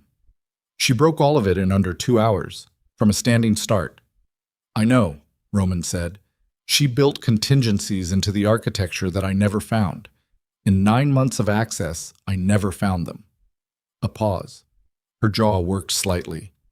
What kind of person builds contingencies into a system they're not even sure they'll ever need? The kind who understood from the beginning that I was capable of making exactly the mistake I made, Roman said. Celeste looked at him. Something passed across her face that was almost, not quite, but almost, something human. Then Torres came through the broken window behind Roman and landed on the concrete, and the moment ended. Celeste set the tablet on the table, slowly, both hands visible. The gesture of someone who has completed their own calculation and arrived at the only remaining option. I want a conversation, she said. Not with you, with Serena. Why? Because Kaplan is going to come for her next. Now that he knows she exists, now that she's burned his operation in 2 hours, she's the most dangerous person he's ever encountered, and he will dedicate every resource he has to removing her. Celeste's eyes were steady. I know things about his infrastructure that aren't in any file he's ever let anyone access, things I kept back for exactly this scenario. Roman stared at her. I was his instrument, she said, but I was never his ally. There's a difference. She picked up the duffel bag and placed it on the table beside the tablet. Everything I have. In exchange for a conversation with Serena Vale and whatever arrangement she decides is appropriate. The Harbor Exchange building was silent around them. Water sounds from outside. Wind in the gaps of the boards. Roman's phone rang. He looked at it, Serena's name on the screen. He answered. I heard the window, she said. Is she contained? She wants to talk to you. A pause. Is the tablet secured? Roman looked at the device on the table. Yes. Is she injured? No. Another pause. Longer. He could hear Serena thinking, the particular silence of a mind running at full speed through implications and contingencies and the costs of various decisions. Put her on, Serena said. Roman held the phone out towards Celeste Arden, and Celeste looked at it for a moment the way you look at something that could go either way, then reached out and took it and brought it to her ear and said, "Hello, Serena."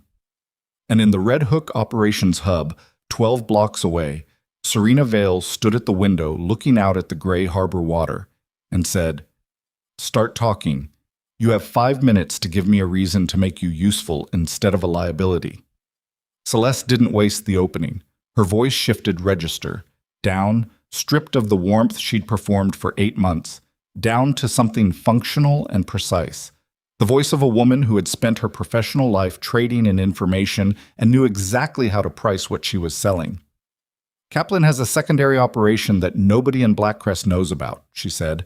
"Not the harbor play, not the financial takeover, something that was running parallel to all of it from the beginning." She paused one beat, not for effect, just to sequence it correctly.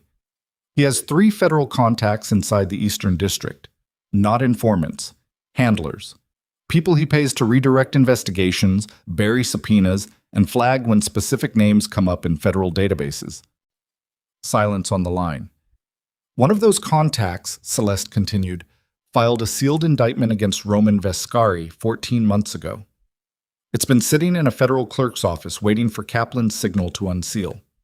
The moment Kaplan decides the takeover is complete, the moment he no longer needs Roman as a buffer against competing organizations, he releases the signal, and Roman is arrested within 72 hours on charges that have 14 months of preparation behind them." Roman was watching her face. He couldn't hear Serena's side of the call, but he could read Celeste's, the particular focus of someone delivering information they know has weight, watching for confirmation that the weight has been received. "The contact's name is Gerald Foss," Celeste said. "Assistant U.S. Attorney, Eastern District, 11 years in the position. Kaplan has owned him for 6. I have the payment records, the communication logs, and 3 recorded conversations." She looked at Roman as she said the next part. "I kept them because I always keep the most important thing back. You understand that." She held the phone out to Roman. He took it. "Serena." "I heard." Her voice was controlled, but he knew her well enough, had known her well enough once, to catch the tension underneath it. "She's telling the truth. The architecture of it fits with movements I flagged in the federal database activity 18 months ago that I could never source." "What do we do with it?" "We use it." No hesitation. "Foss is leverage against Kaplan that supersedes anything financial. If those recordings reach the right people before Kaplan releases the indictment signal, he loses his federal protection and gains a federal investigation simultaneously." A pause. "But I need the physical files, not copies. The originals, whatever format she has them in." Roman looked at Celeste. "The Foss files. Physical originals." Celeste reached into the duffel bag. She removed a hardened drive and a manila envelope that was thick enough to mean business. She held them up. "Tell her they're here," she said. Roman told her. "Good," Serena said. "Roman, I need you to bring her in, not to the police, not to any external party. Bring her to Red Hook. We have maybe 4 hours before Kaplan realizes the Gibraltar freeze is permanent and escalates to the nuclear option, the indictment signal. Once he releases that, everything else becomes secondary to keeping you out of federal custody." Her voice was crisp and fast. "Move now." He lowered the phone. Torres had positioned himself by the broken window, reading the room the way good soldiers read rooms. Weight distributed, hands loose, watching exits. Roman looked at him. "We're transporting. You drive." Torres nodded. Roman looked at Celeste. She had the drive and the envelope against her chest, not clutching them exactly, just holding them with the awareness of someone who knows what they're carrying. She looked back at him, and there was a moment between them that was neither forgiveness nor accusation. Just 2 people standing in the wreckage of something they'd both had a hand in building and destroying, acknowledging the specific weight of that without dressing it in language it didn't deserve. "Move," Roman said. They came out through the building's service exit into the gray morning, 3 people in a duffel bag and everything that remained of a play that had taken 9 months and a decade of empire to execute. The wind off the harbor was harder now, carrying the first suggestion of rain. Torres brought the car around in 4 minutes, and they were inside and moving before Kaplan's nearest crew position could have registered the activity, even if they'd been watching. Roman sat in the back beside Celeste, and neither of them spoke for the first 6 blocks. Then Celeste said, without looking at him, "She never stopped watching the accounts." "No. Even after you threw her out, she maintained visibility into the system the entire time." "Yes." A pause. "You knew that?" "I know it now." Celeste was quiet for another block. "She could have warned you earlier. She had enough by day 3 of my access to make a compelling case." "I know that too."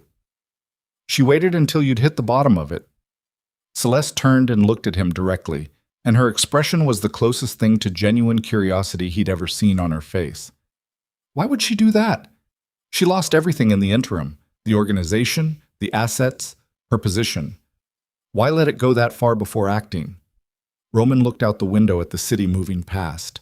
Buildings, people, the ordinary machinery of a world that didn't know or care what was being decided in its margins. "Because she needed me to understand what I'd done," he said. "Not be told. Understand." He paused. "There's a difference." Celeste studied him for a moment longer. Then she turned back to the window and said nothing else for the rest of the drive. Red Hook came into view through the windshield. The warehouse district, the waterfront, the operations hub sitting unremarkable among its neighbors. Torres pulled into the service bay and cut the engine. Roman got out. The harbor smell hit him. Diesel, salt, the cold metallic edge of deep water. He stood for a moment with his hand on the car roof, feeling the ground under his feet, solid and real. The service bay door opened and Lena stepped out, and behind her, moving with the unhurried certainty of someone who had already decided the outcome of the next 6 hours, came Serena Vale. She stopped at the threshold. Her eyes moved from Roman to Celeste to the envelope and drive in Celeste's hands. She read the situation in 2 seconds, the way she always read everything. Completely, without the need to ask.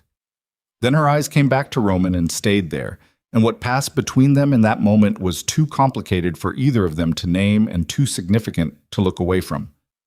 "Inside," Serena said. "All of us." She turned and walked back into the building, and Roman followed. And for the first time in 3 months, he was walking in the same direction as the only person who had ever understood the full weight of what he'd built, and what it had cost to build it, and what it had cost to lose it, and what it might yet cost to save whatever could still be saved from the wreckage of it all. Inside, Serena spread the FOSS files across the center table and began to work with the focused velocity of someone who has been waiting for exactly this moment. Felix pulled up the federal database channels. Lena locked the doors. Celeste sat in the corner and answered every question Serena asked without hesitation, without negotiation, delivering Kaplan's infrastructure piece by piece like a building being systematically dismantled. Roman stood at the edge of the room and watched. And somewhere across the city, in an office tower with his name on nothing and his fingerprints on everything, Mikhail Kaplan picked up his phone to deliver the indictment signal and found that every line he owned had gone completely silent. Mikhail Kaplan was not a man who panicked. He had built his organization over 23 years on the principle that patience was the most lethal weapon available to anyone willing to use it, and he had outlasted stronger men than Roman Viscari by simply refusing to move until the ground was completely certain beneath him. He was 61 years old, gray-haired, soft-spoken in the way that very dangerous men sometimes are, the softness of someone who has nothing left to prove through volume.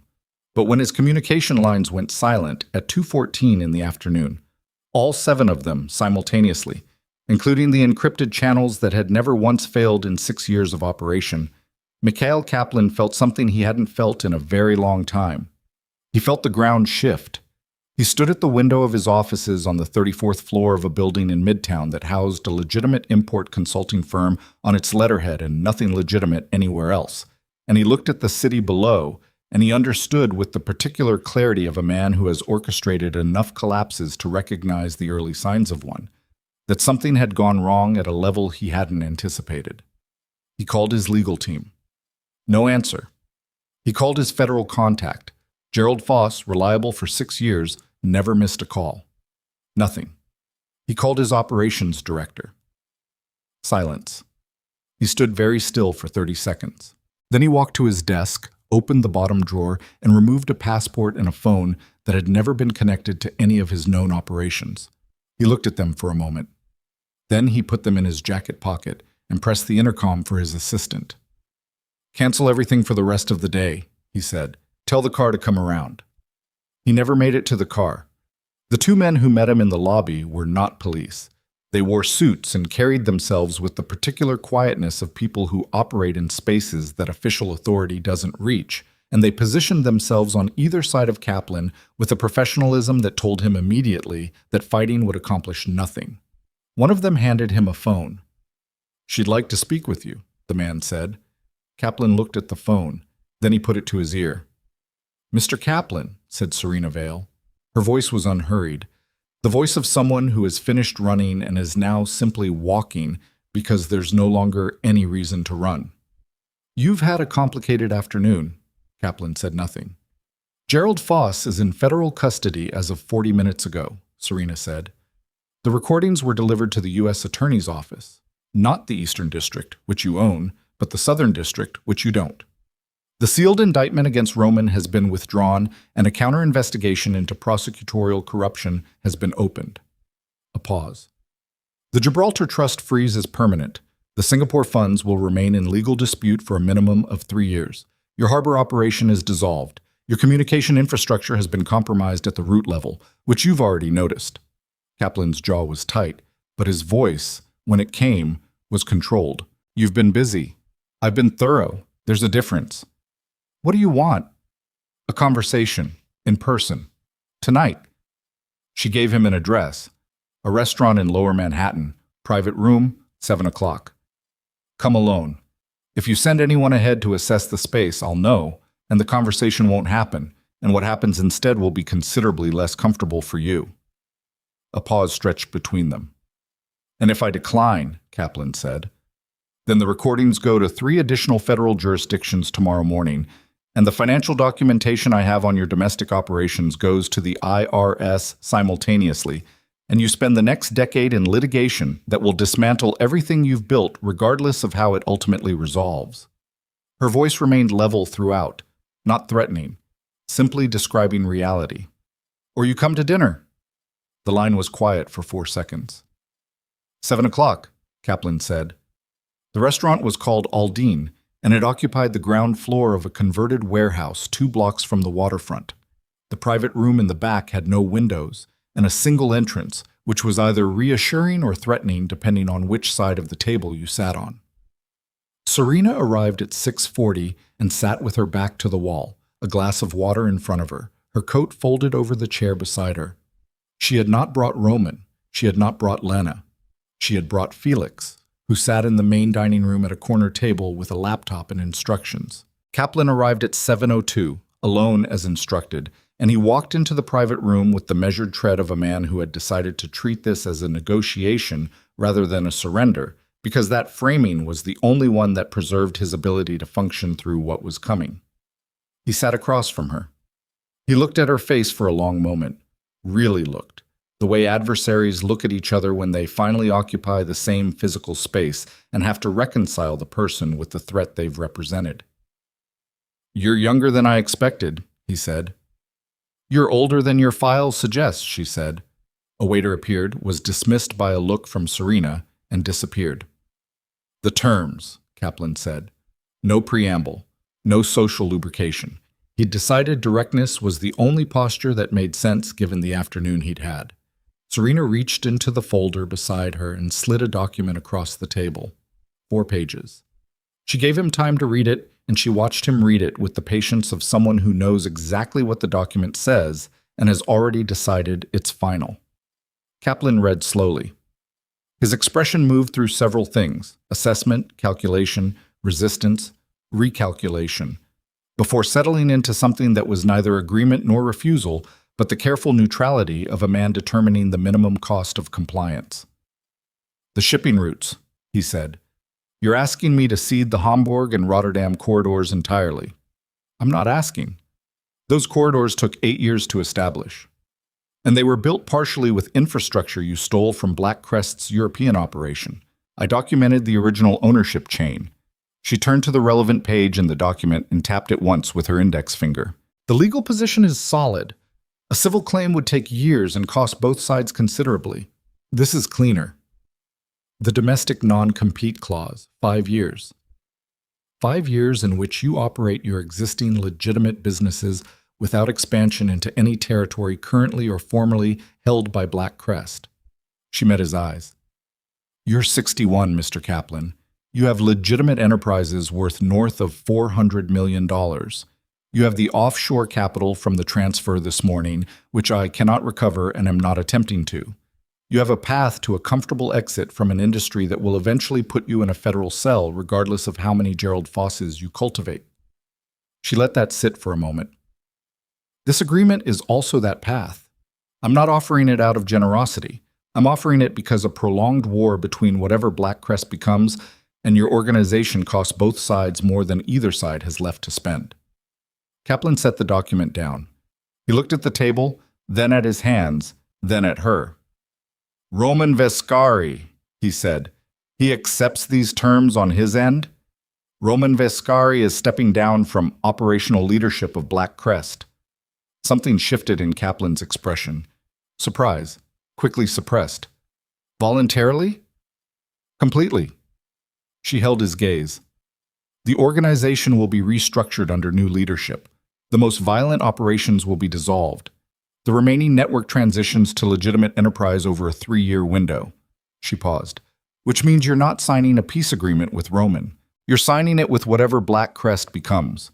An organization that will have no interest in conflict with you, no appetite for territorial expansion, and every legal and financial mechanism necessary to make your life extraordinarily complicated if you decide to test the agreement. Kaplan was quiet for a long time.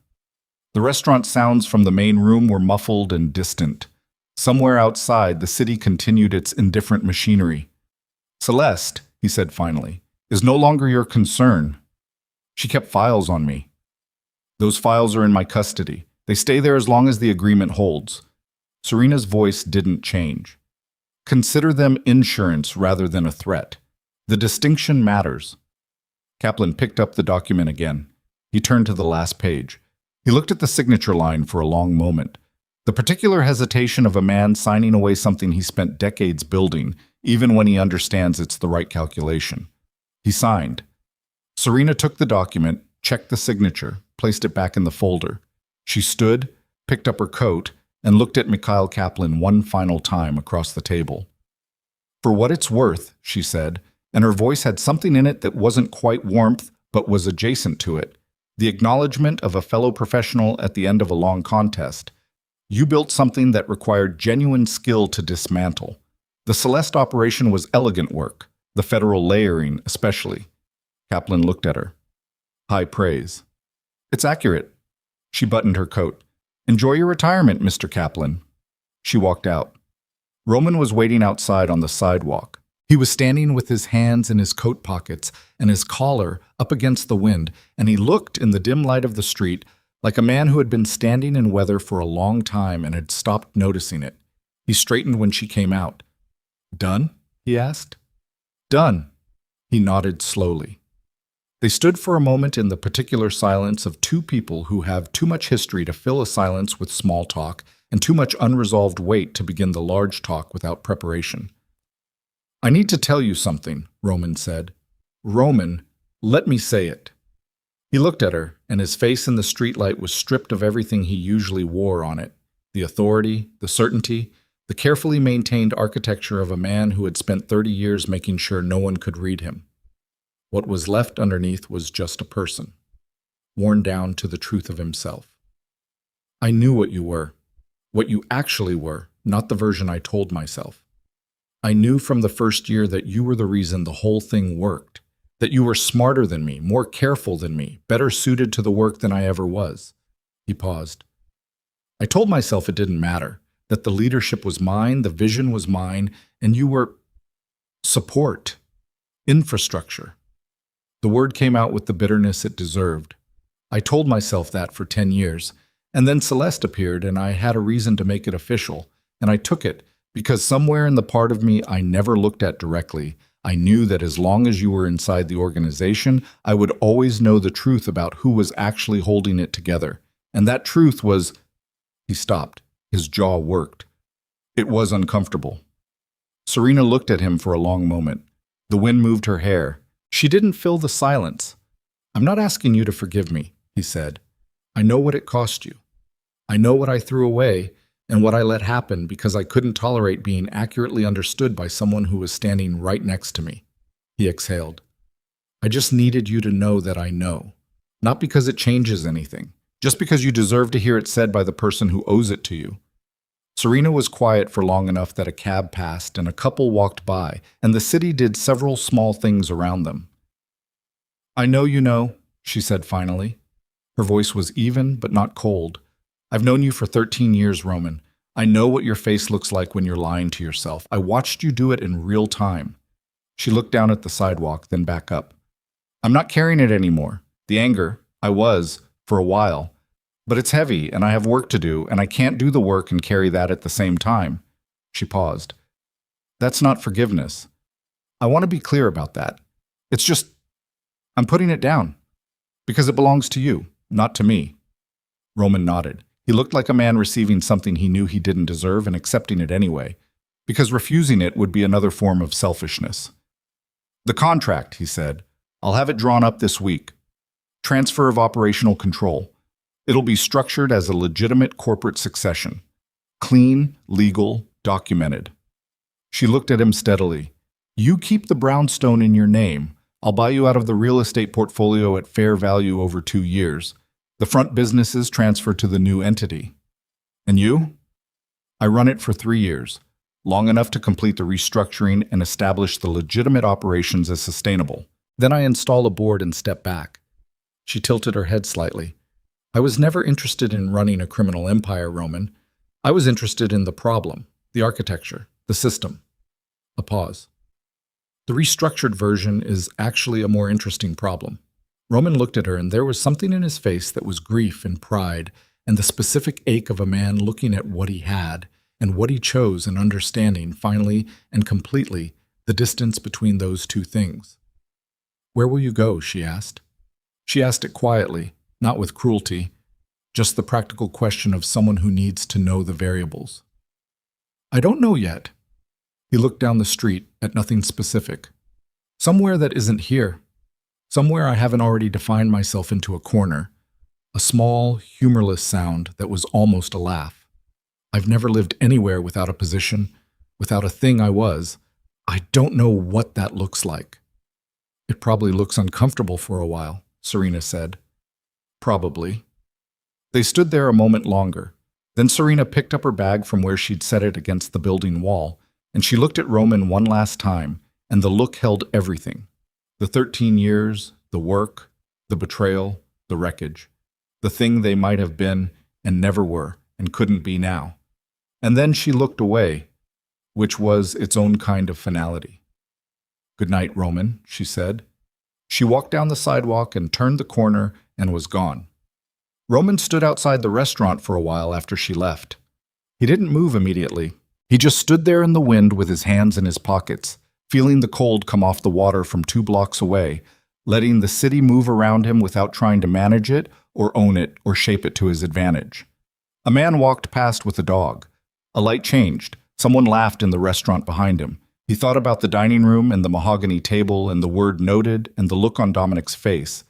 Not Dominic the traitor, but Dominic the 63-year-old man who had watched Roman's father die and spent 31 years keeping faith with a version of Roman that Roman had eventually chosen to abandon. He thought about what it cost to be that loyal to the wrong man for that long, and he thought about whether the betrayal at the end was truly a betrayal or whether it was just a man finally doing the math after 31 years of refusing to. He didn't know. He suspected he wouldn't know for a long time.